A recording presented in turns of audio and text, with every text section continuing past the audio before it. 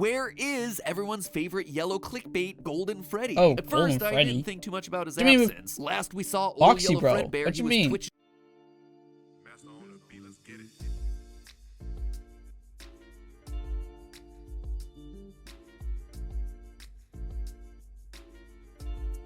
I don't even know what's happening anymore. Look, I'm first.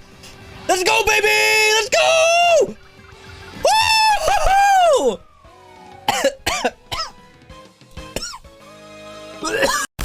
Got well, pretty much the second, or not the second, the third FNAF theory from Game Theorist.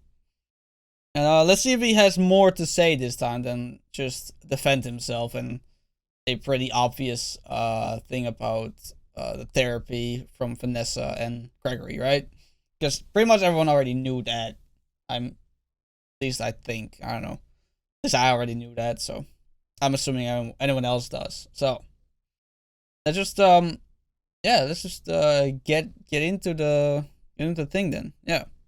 Thanks for coming in, Freddy. I heard you got some new eyes recently. Just want to check to make sure that they're all functioning before we send you back out there on the stage. Tell me, what do you see here? That is my friend Bonnie. I miss him.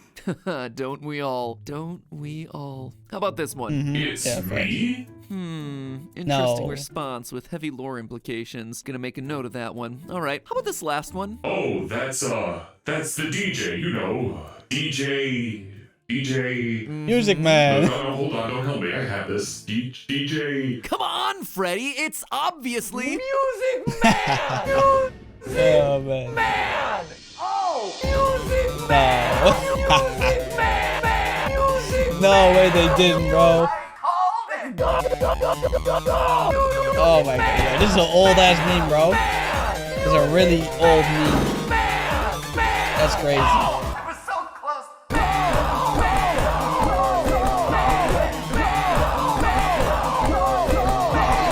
Music Man! Hello, Music Internet! Man. Welcome to Game Theory, where the only thing that slaps harder than our remixes is you slapping that subscribe button. A huge thank you to I'm not, Doofix though. from the Game Theory subreddit for helping that meme achieve its true final form, and for letting me use it as a part of this video. As I write this, his masterpiece only has 400 views, so let's blow that What the channel hell? Only up. Link is in the 400? top That's line of the crazy. description. You know what to say. Fill up those comments. Let me hear ya. Music Man! As the man said in the song, Man. Yeah. Let's go! Go! Go! say what you will about Security Breach, and there's certainly a lot you can say about Security Breach. The Yeah, fact that's that it true. launched this weird, unseen animatronic from Pizzeria Simulator into meme lord status is perhaps its greatest accomplishment. And speaking of other unseen animatronics, today's episode is actually a pair of mini-theories all about two animatronics that are notably absent from this newest game. Characters that have been with us since Foxy the very beginning of the and franchise, Bonnie. but whose 80s shoulder pads apparently weren't big enough for the final cut. And in a game that throws so much Freddy spaghetti against a lore wall to see what sticks, what gets excluded from the game is almost as interesting as what made the final cut. So what are the mysteries surrounding these two animatronics? Can we solve the mysteries? And what do the solutions tell us about the lore of this new game? That, knows? my loyal theorists, is what we aim to answer today. Missing animatronic number 1, Glamrock Bonnie. I Yep. thought it was strange when the course. trailers first dropped and we saw our favorite animatronics in their new 80s getup. Freddy, Chica, Foxy,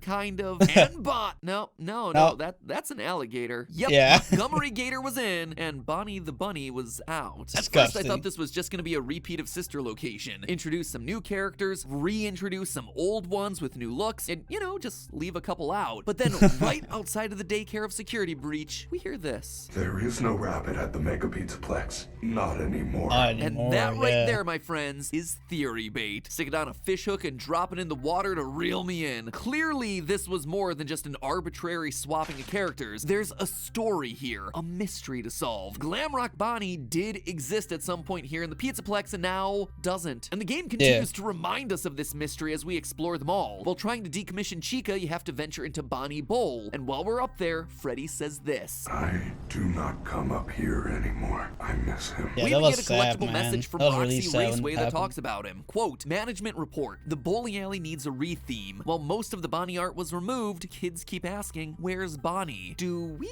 have an officially approved response? So yeah, where is Bonnie? The kids want to know, and heck, I want to know. Facts. What Everyone wants to happened know, man. Everyone's favorite rabbit. Well, to answer that, we actually have to follow the other messages that we get in the Faz Watch. Specifically, this security alert found behind a locked Monty gate in the game's opening service tunnel. Quote, security report 12:24 a.m. Bonnie is seen leaving his green room in Rockstar Row heading east towards the atrium. 2:40 a.m. Bonnie enters the East Arcade. 4:12 a.m. Bonnie enters Monty Golf. Bonnie is wandering around the Pizzaplex and winds up in Monty Gator Golf. And see, this is an important detail because as we see in both the game and the collectible messages, Monty has a bit of a mean streak going on. He likes breaking things. He also has a bit of an ego. I don't know if you noticed, but the animatronics in this game are unusually human compared to the ones that we've seen previously. They have personality, emotions. We see Roxy crying in her room because we've managed to escape her. We should have found him by now. It's not fair. I'm not a loser. Chica is just hungry all the time, and Monty wants to be the star. He's looking for a way to rise to the role of leader of the band, singer in the spotlight. We know this thanks to hole number 9 of the Gator Golf minigame. Monty is center stage, and Freddy is left out in the dumpster. Oh, I didn't even realize that. Yo, that's crazy though. Late at night, Monty sees this as his opportunity to take him out and become the bass player himself. This is all fairly straightforward just from reading those collectible messages, but it does leave me wondering why. Why did Bonnie go to Monty Golf in the first place? Well, what if someone led Bonnie there so he would get destroyed? Monty would get what he wants, a more prominent role in the band, and Bonnie would be quietly decommissioned and turned to scrap. Scrap that could then be used to help rebuild another rabbit that we're all familiar with. One that's hiding out in the basement. Good old Burn Trap Afton. You want to know where Glamrock Bonnie is? Right there, right in front of your face. Burn Trap's body is Glamrock Bonnie's body. And I'm not just saying that because they're both rabbits. There's actually a couple more clues that pointed me in this direction. If we turn back to when we last saw Afton in the form of Scrap Trap during Pizzeria Simulator and Ultimate Custom Night, there were some interesting design details. Namely the fact that we can see a lot of bone underneath the suit. A lot of bone. Top of his skull, his jaw, around the eyes here, even the collarbone you can make out in his jump scare. But here in Security Breach, Afton has basically got a whole new body. As Scrap Trap, he was made primarily of bone and muscle, but now he's almost entirely animatronic, with the exception of the weird fleshy tendons that entangle the endoskeleton, as well as the skull, which now appears to be melted into the rabbit face. But we see loads of endoskeletons throughout Security Breach. We even hear Vanessa saying that they could just put old casings onto new endos if they need to. Monty will run the shows until Parts and Service can slap your casing on a new endo. So why then am I so sure that Burn Trap uses Bonnie's endo when they could have used any other endoskeleton? It all comes down to the hands. They make a big point in the trailers to reveal this mechanical hand with claws at the end of its fingers, and they put emphasis on it again during Afton's ending when his hand reaches outside the recharge station. And Monty got like new hands to play the bass. Afton's left hand, a hand that was completely missing from Scrap Trap in both FNAF 6 and Ultimate Custom Night. I mean, technically he was missing that entire left arm, but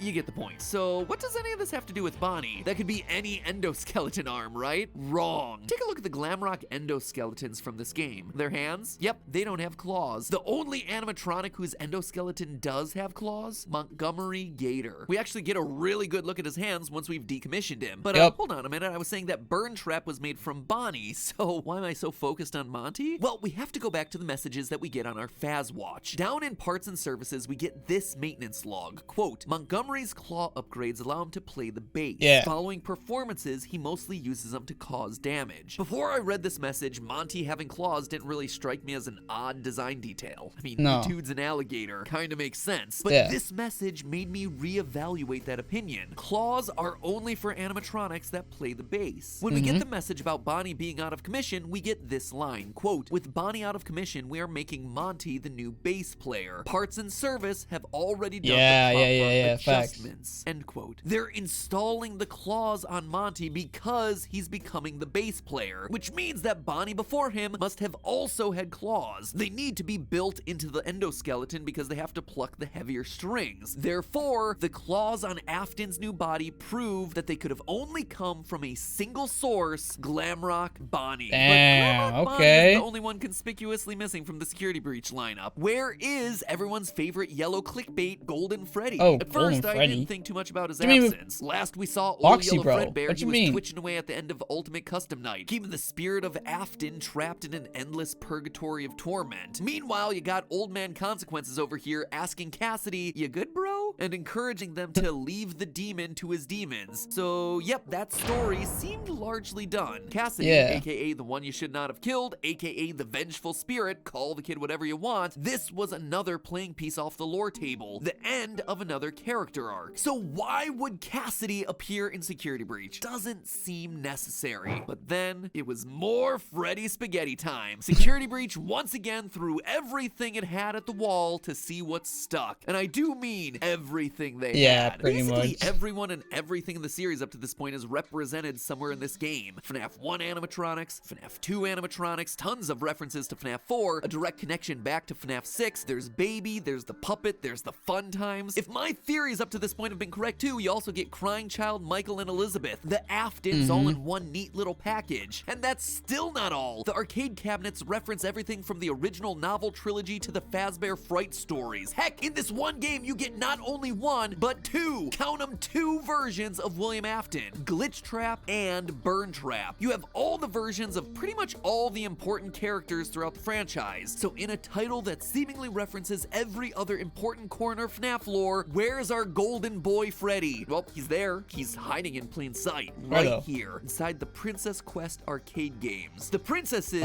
quite literally, Golden Freddy. Or, to be entirely accurate, Really? it's actually the spirit of Cassidy inside the arcade game. I know, it seems crazy, right? And while I could try to bury the lead here and string this whole thing out, I'm not. There's just too much to talk about. We know that this is Golden Freddy because it's coming straight out of the horse's mouth. I guess it's the sheep's mouth because it's Steel Wool Studios. Anyway, if you dive into the game files, there's a character sprite folder labeled Cassidy. Open it up and what do you find? The princess. Now, I gotta be honest, that alone didn't convince me. Sure, it is a huge deal, and obviously the golden color of the princess is a direct connection back to everyone's favorite yellow bear, but this is also a series that's used the name Jeremy in like, what, at least 4 separate places? Is that right? 4? He's a missing children's incident kid, he sliced his face off in FNAF VR with a paper cutter, he's a security guard from the FNAF 2 paychecks, and oh yeah, he's in the latest Fazbear Frights book. So yep, those are the 4 instances that I can just remember off the top of my head. So Jeremy. forgive me if A lot I of need to have Jeremys, a bit apparently. more proof here before I call this one confirmed. So I kept digging. First, it's worth noting that in a previous theory, I suspected that the princess was actually meant to be a stand-in for Vanessa. You see, Security Breach isn't the first time that we've actually seen the Princess Quest minigame. It we haven't? originated as part of the mobile port for FNAF VR when they needed some way of telling Vanessa's story. Instead of finding 16 glitching cassette tapes like you did in the original FNAF VR, the mobile port has you playing Princess Quest 1, lighting 16 braziers to eventually find the lair of Glitch Trap. Interestingly though, digging through that game's files reveals that the princess character wasn't labeled as Cassidy. This is a new thing for Security Breach, which tells me that this was also an important story element for them. A story that, now that we have all 3 Princess Quest games to look at, suddenly takes on a different meaning. When you play Princess Quest 1, you're being hunted down by black glitchy rabbit creatures. Yeah. These things are clearly working for Glitch Trap, but if that's the case, why would he be sending them to attack you? If the princess is truly meant to be a stand-in for Vanessa finding the tapes, wouldn't he want Vanessa to find them so she comes under his control? Rabbits attacking doesn't make sense. However, if we consider the Golden Princess to instead be Cassidy, back from the dead once more to try and stop William for good, then of course Billy Afton would do everything he can to stop the princess. I also think that each Princess Quest represents a different phase of Cassidy's experience quite nicely. In the first one, Cassidy is helpless, an innocent, helpless child lured to a back room and killed by a monster that looms in the shadows. But by Princess Quest 3, the princess is fighting back. Yeah, you get and a not sword. just fighting back, but doing it in the same location that we walk through in FNAF VR. Notice the large central stage, the prize corner back behind us, and a rounded side stage to the left. Now, this is an important detail because as we see at the end of FNAF VR, we're playing in the location of the missing children's incident. Glitch Trap lures us to the back room only to shove our dead body into Freddy's suit while he dances around. This is Freddy Fazbear's Pizzeria, where the initial 5 kids, including Cassidy, first went missing. Cassidy's story truly comes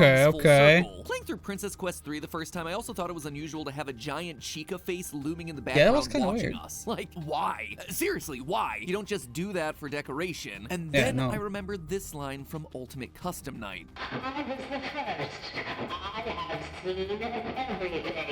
I was the first. I have seen everything. This means that Susie, the spirit inside of Chica, saw the deaths of everyone else, meaning that she was probably watching as Cassidy was killed. Hence why she, of all the characters, would be the one watching us in this moment. So the file name matches, the color matches, the narrative arc makes sense as we revisit important locations from Cassidy's past, but that's not all. Elsewhere in the files, there's another piece of glitch text, similar to the text that we originally saw when you approach Glitch Trap in Princess Quest 1, but this time it's much shorter. It'd be hard to decipher if we hadn't just decoded Afton's text before, but we did, and using that code, we're able to translate these dots as "It's me," the iconic phrase that we've seen every time Golden Freddy has been present throughout the series. Last but not least, Cassidy being here just makes sense with the story. Whenever there's William, Cassidy is close behind, hence the whole vengeful part of Vengeful Spirit. This is something that we actually see in the Fazbear Frights books, specifically the story The Man in Room 1280. In this story, we get a ruined, burned William Afton dying on a bed, haunted by an angry spirit named Andrew with curly black hair wearing an alligator mask. This very clearly is meant to be the book stand-in for Cassidy. In a previous story, Andrew outright says, quote, "I do remember wanting to get back at someone who hurt me. I think I attached myself to him. I got into his soul, made sure he couldn't move on when he should have died. I remember I wanted him to suffer the way he made me suffer." Basically, the two are inseparable. Andrew grafted himself onto Afton, and now their souls are mixed. So consider this. Glitch Trap was created when a bunch of circuit boards were scanned into a system to create a video game. They sent us that stuff in the first place with no explanation. It was just junk.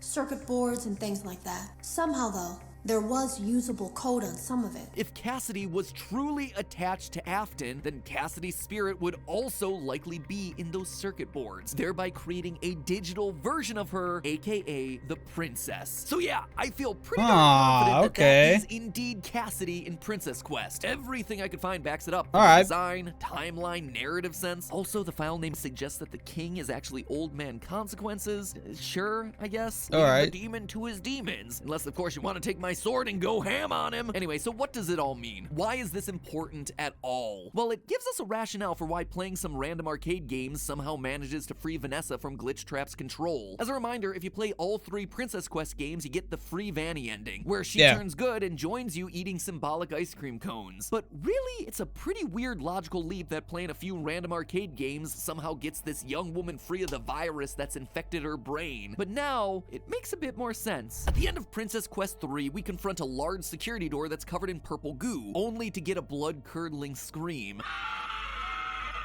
That goo tells us that it's Glitch Trap behind the door. It even has a glowing set of eyes on the left-hand side, which, if you squint, kinda looks like a rabbit head. This kind of goo wasn't present in the identical door within Help Wanted, implying that he is now in control. So when Cassidy unlocks the door and goes in, the digital scream that we hear from the other side is Glitch Trap dying, crying out as Cassidy delivers the killing blow and maybe, hopefully, finally, putting both of their souls to rest. Security Breach to me has been the story about endings. Throughout all of my Security Breach theories thus far, we focused heavily on the idea of characters coming full circle, giving closure to them and ending their parts within the FNAF storyline. The crying child and the missing children got their closure back in FNAF 3's Happiest Day. Henry and the puppet got their closure in the FNAF 6 ending. If I'm right about my theories, then the rebuilt Afton kids get their closure on the hillside eating ice cream here in Security Breach. And now Cassidy. While all the other dead kids of the series have been able to move on, Cassidy has always remained, always trying to chase Afton down, torturing him in purgatory for what he's done, so driven by anger and revenge that she couldn't let go. So this feels like a great ending to this chapter of the series. Finally, Cassidy gets to join the others and rest, putting aside their agony and putting an end to the Golden Freddy arc, and hopefully to Afton's arc as well. But there's still one more that's incomplete. One more series of secrets in this game that we haven't talked about yet. Tune in next FNAF episode as we wrap up our coverage for Security Breach by talking about the most controversial and frustrating part of it, the retro CDs, the mysterious Patient 46, and what all of that has to do with the theories that we've covered so far. So bite of 87 that subscribe button to ensure that you don't miss it. And as always, remember, it's just a theory. A game theory. Thanks for watching. Interesting. So Bonnie is Burn Trap then, right? Like, or at least part of Burn Trap. And Golden Freddy is the princess of the princess game. All right. Sure. Yeah, I can get behind that. I just want to know what about Foxy, man. Like, also, like, when's the DLC coming out? Like, they promised DLC, and the game has been out for like what, 4 months now, something like that. How long are they gonna wait till DLC comes out?